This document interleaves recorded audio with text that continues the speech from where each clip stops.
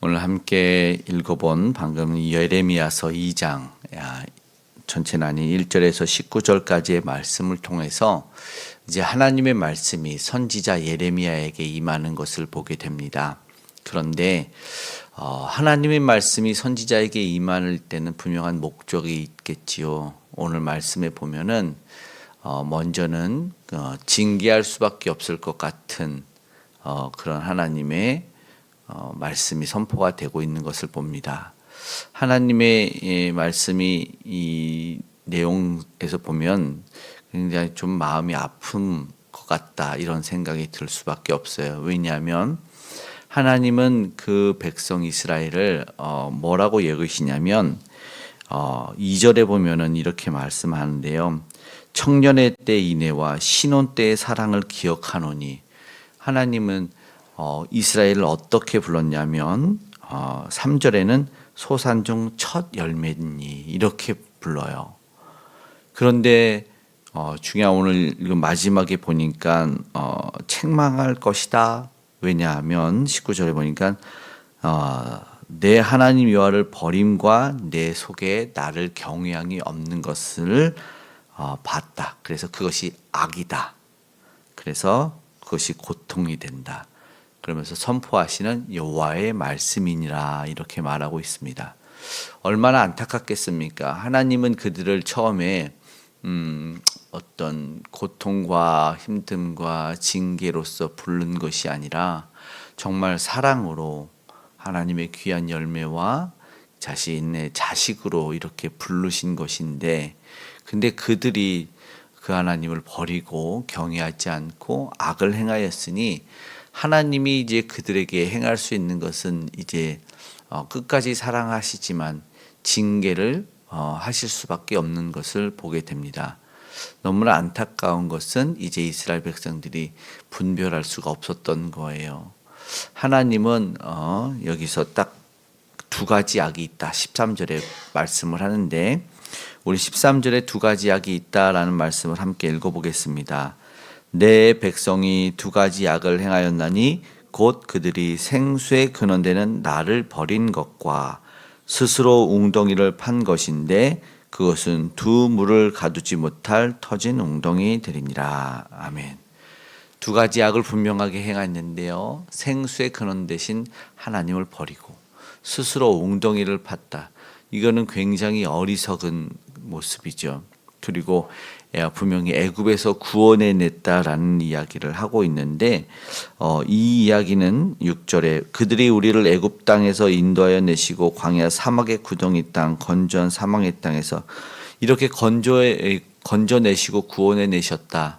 그러니까 반석에서 물이 나온 것도 홍해를 가른 것도 이스라엘 백성들은 친히 경험해서 알고 있는데 생수의 근원이 누구신지, 생명의 근원이 사실은 누구신지를 알고 있는데 버렸다라고 말합니다.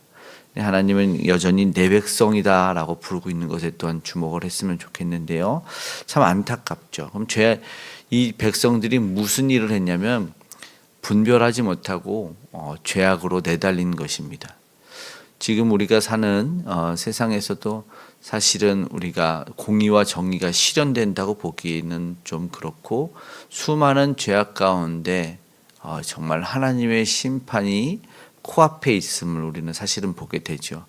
이런 모습은 너무나 안타까운 모습이 될 것입니다. 하나님은 그 백성들이 회복하기를 바랬고 일부러 그것을 지도해 줄 인도자들을 바랬는데 8절의 말씀은 제사장들은 여호와께서 어디 계시냐 말하지 않았으며 율법을 잘 다루는 자, 관리들 그리고 선지자가 오히려 바알의 이름으로 예언했다라는 것을 이야기하고 있습니다. 여기서 이제 우리는 기도할 수 있는 것이 무엇이냐면 정말 바른 지도자들이 세워졌으면 좋겠습니다. 우리도 믿지 않는 이들에게는 사실은 리더들이 되는 거 아닙니까? 바른 길로 인도해주는 리더가 되고, 지금 어떤 누구도 탓할 수 없는 만인 제사장 시대가 되어서 우리가 다 왕 같은 족속이요, 하나님의 이름을 부르는 우리가 다 제사장들의 역할을 감당하고 있는데, 그런데 하나님의 이름으로 빌어주고 죄악을 떨구며 선한 길, 의로운 길로 인도해내야 되는데 마치 예수님이 책망하시듯이 맹인이 맹인을 인도하는 모습을 보여주고 있는 것이 지금의 모습이 아닌가 생각이 됩니다. 하나님이 특별하게 세워서 능력 주셔서 세웠는데 그것들을 망각할 때 바로 달려나갈 수 있는 것은 죄악된 길밖에 없다는 것을 보기를 원합니다. 시대가 분별하지 못할 때 오늘 우리 믿음의 사람들은 하나님의 말씀을 붙들고 시대를 분별해 내줘야 된다라는 것입니다. 너무나 안타까운 게 이런 거예요. 10절에 기띔 섬들 그리고 게달 사람들 이건 이제 무역을 했던 것으로 보는데 무슨 말이냐면 가서 자세히 살펴보라 하나님이 이런 말씀을 하세요. 왜 그럴까요?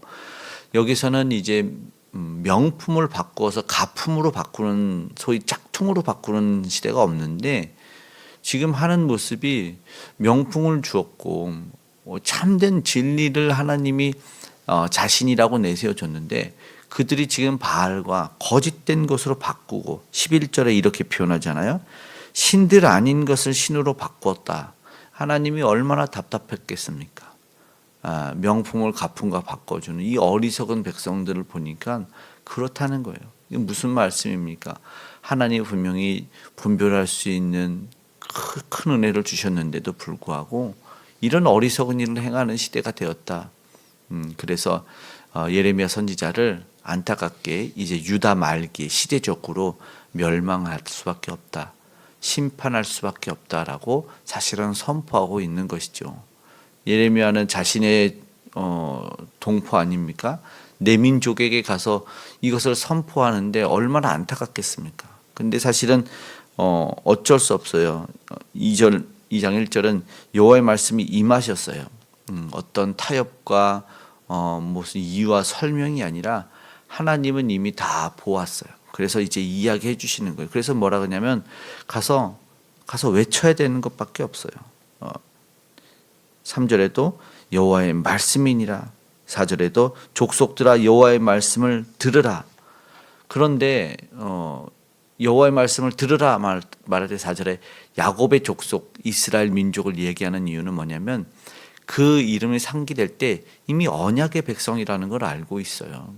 왜 야곱이라고 얘기합니까? 굳이 조상들을 통해서 나는 너희들과 신실하게 그 약속을 하나하나 지켜왔는데 너희는 하나하나 그 약속들을 버렸다라는 것이 생각이 나는 거예요. 그래서 5절에 보면 이야기잖아요.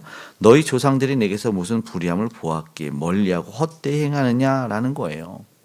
그리고 하나님은 과거에 구원해 내신 것을 이야기하면서 7절에는 딱 분명하게 얘기하는 게 내가 너희를 기름진 땅에 인도하여 그것의 열매와 그것의 아름다운 것을 먹게 하였거늘 이러죠. 그런데 너희는 그것을 어떻게 했다고요? 더럽히고 역겨운 것으로 만들었다. 이 하나님의 표현을 보십시오. 얼마나 속상하겠습니까? 그 사랑을 분명히 이야기하면서 독특하게 청년의 때의 인혼, 신혼 때의 사랑을 표현했던 그 백성들 그리고 그 약속을 주었던 그 소중한 민족이 더럽고 역겨운 것으로 채웠고 진품을 가품으로 채웠으니 얼마나 하나님이 속이 상하겠습니까?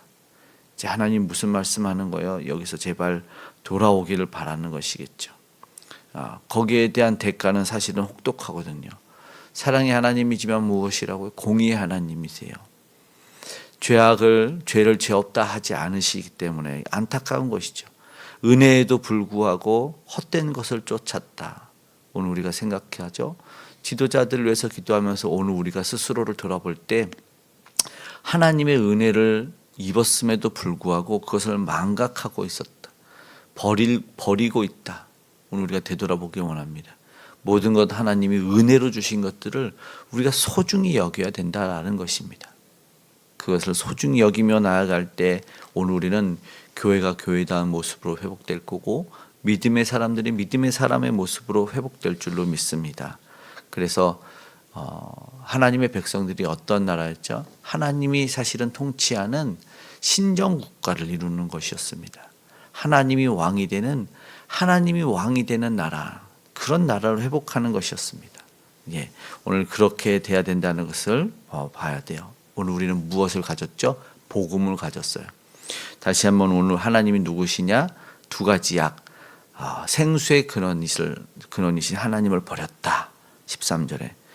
이것이 가장 큰 거라고 생각합니다. 그래서 우리 요한복음에는 7가지 선포 중에 예수님이 생명수, 생입니다.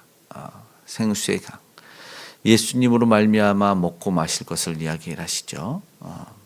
오늘 우리가 참 생명의 근원이신, 생수의 근원이신 우리 하나님을 다시 한번 회복할 수 있기를 간절히 바랍니다. 결국 이스라엘은 어떠한 결과를 낳냐면 13절에 보니까 안타깝게도 이제 14절, 15절, 14절 보면은 종이냐 시종이냐 왜 포로가 되었느냐. 자유민으로 불러서 하나님이 주권을 주시고 정말 잘 살게 하셨는데 스스로 종에서 구원했는데 다시 종의 길로 가는 거예요. 이걸 볼 때 너무나 안타깝잖아요. 풍성한 사랑, 넘치는 은혜를 부어주셨음에도 불구하고 이렇다면 오늘 우리가 간절히 원하기를 하나님에게로 돌아오고 다시 한번 하나님을 떠나지 않기를 간절히 바란다라는 것입니다. 오늘 우리는 그렇게 기도할 수 있기를 바랐으면 좋겠습니다. 책망할 것 19절에 뭐라고 말합니까? 여호와 하나님 버림.